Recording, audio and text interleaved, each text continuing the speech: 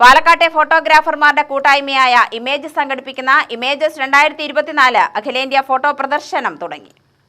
പാലക്കാട് ജില്ലാ collector G Priyanka IAS പ്രദർശനം ഉദ്ഘാടനം ചെയ്തു. കോട്ട മൈതാനത്തിനു സമീപമുള്ള IMA ഹാളിൽ നടന്നുവരുന്ന പ്രദർശനം ഞായറാഴ്ച വരെ തുടരും. കാലത്തു മുതൽ വൈകുന്നേരം 7 വരെ നടക്കുന്ന പ്രദർശനത്തിൽ തെരഞ്ഞെടുക്കപ്പെട്ട 160 ചിത്രങ്ങളാണ് ഉൾപ്പെടുത്തിയിട്ടുള്ളത്. പ്രവേശനം സൗജന്യമാണ്.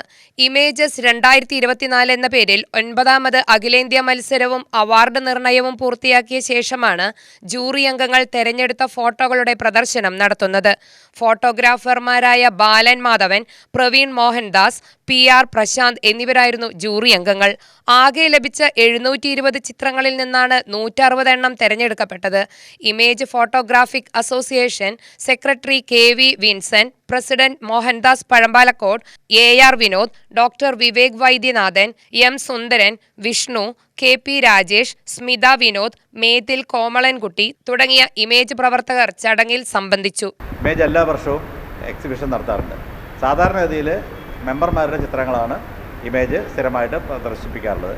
പക്ഷേ 5 വർഷത്തിലൊരിക്കൽ അഖിലേന്ത്യാ തലത്തിൽ ഫോട്ടോഗ്രാഫി മത്സരവും നടത്തി അതിൽ നിന്ന് മികച്ച ചിത്രങ്ങളും നമ്മൾ പാലക്കാടിലെ ഫോട്ടോഗ്രാഫി ഇഷ്ടപ്പെടുന്നവർക്കായി ഇമേജ് ഒരുക്കാറുണ്ട്.